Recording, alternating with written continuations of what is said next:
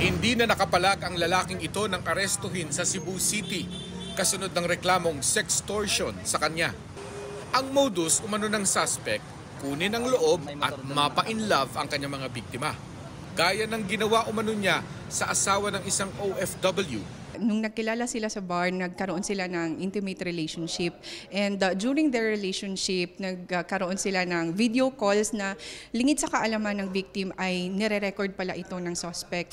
Ito po yung mga video calls nila na may mga sexual activities or mga intimate moments nila. Tinatakot umano ng suspect ang biktima na isesend sa kanyang mister ang masiselang video calls kung hindi siya magbibigay ng pera.